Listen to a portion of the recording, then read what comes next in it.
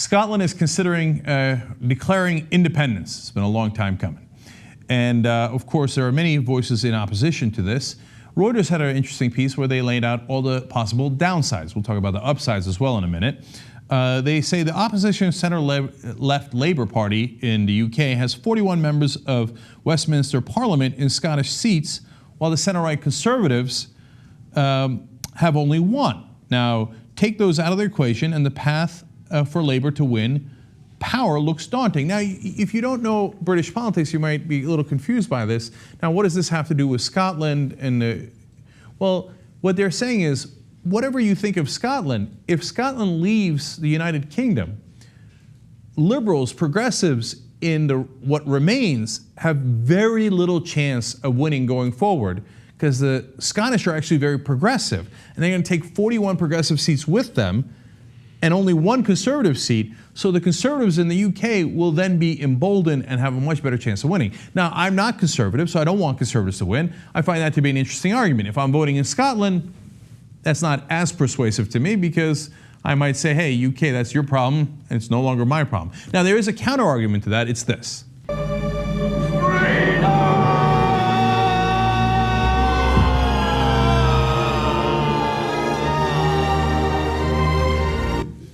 Okay, now we continue with Reuters pointing out the downsides. Wales would almost inevitably demand more power of its own in the so-called West Lothian question.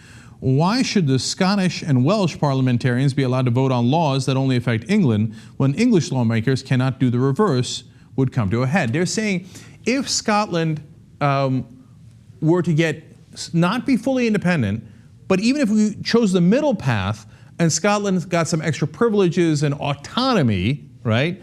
And Wales would also want that. And then the English would say, well, now wait a minute. Now they get to have more say in what we do, but we don't have more say in what they do. So they're opposed to that concept. Okay, now, more possible downsides. What share of Britain's debt would Scotland take? Would it retain the pound? How much would Scotland get of oil revenues from the North Sea? Estimates of which vary wildly. Would it follow a different fiscal policy, and can it join the EU? Now, this is the most common argument made. Oh my God, you don't even know what currency you would have. It could be a possible mess. It's not clear that you would be able to join the EU.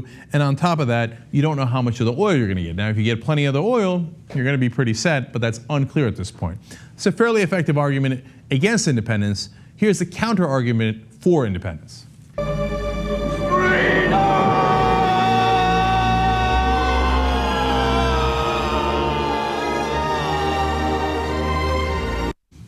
Okay. Now, more from Mike Peacock at Reuters. They say, what is certain is that minus Scotland, Britain would slip down the ranks from being the world's 6th largest economy. So they go on to say that Britain could even possibly, theoretically, although I doubt it, lose their seat in the United Nations Security Council because they're a smaller country now. They could lose some of the advantages and privileges they have in different economic groups, top economic countries in the world. But again, that's not really Scotland's problem, that's more the UK's problem. Well, to go along with that, they add, ratings agencies Moody's has said that an independent Scotland could expect an investment-grade credit rating, but face higher borrowing costs than the rest of Britain. So that would actually be a real problem for the budget of the new country of Scotland. The counter-argument for independence is this.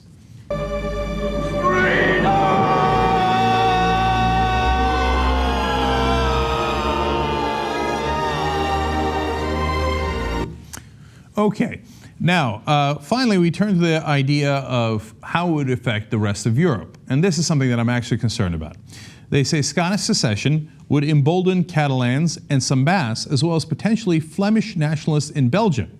That may be one reason why officials in Brussels have told the Scots that it would be difficult for them to join the EU.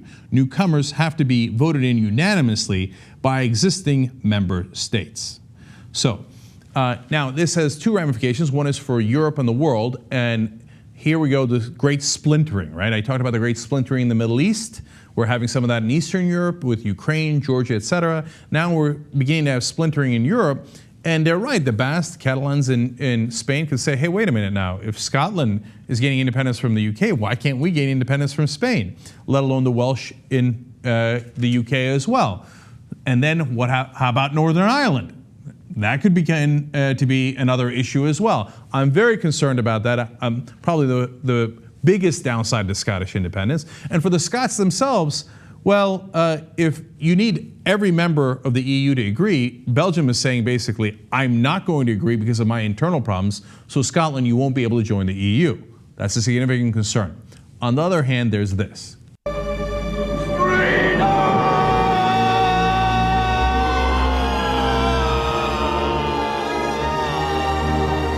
Now, if you want an actual counter-argument in favor of independence, George Manbio at The Guardian does a pretty good one. He says, look, man, you're telling us that Scotland is progressive, and you're worried that if they split from the UK is going to be left with just conservatives. First of all, he says, it asks a nation of 5.3 million to forego independence to exempt a nation of 54 million from having to fight its own battles. That's a very good point, right? Then he says, we'll watch as Scots engage in the transformative process of writing a constitution. We'll see that a nation of these islands can live and I hope flourish with a fully elected legislature, no House of Lords, with a fair electoral system, proportional representation, and with a parliament in which only representatives of that nation can vote, no cross-border mercenaries. So he's saying, look, you're saying Scotland is so progressive, and if they leave the UK, we're in a lot of trouble. But maybe the opposite will happen. That Scotland will be a progressive beacon and will show the rest of the UK, let alone the rest of Europe, the correct way to do things, right?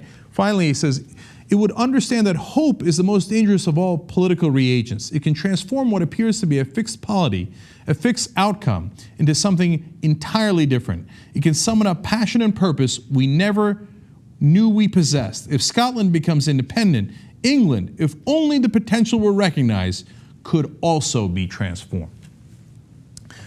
So when you look at all this, my analysis of this is that there are good reasons to be concerned about independence. You might really have issues with your currency, with your ability to borrow at decent interest rates, and the other issues that are legitimately mentioned here.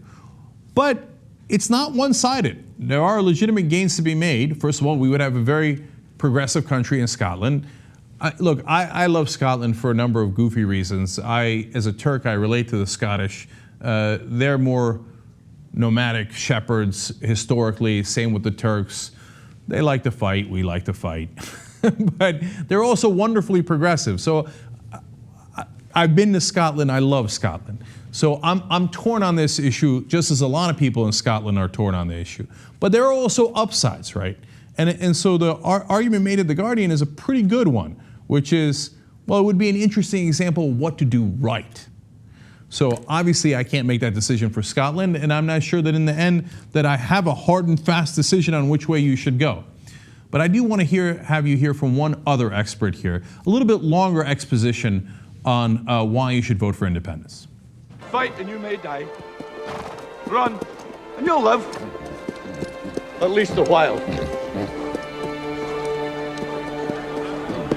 And dying in your beds many years from now, would you be willing to trade all the days from this day to that for one chance, just one chance, to come back here and tell our enemies that they may take our lives, but they'll never take our freedom? If you had told William Wallace all you have to do is vote in a referendum, he'd be like, oh, that's it? Now, don't make the decision based on a movie, okay? Nonetheless, my parting words are...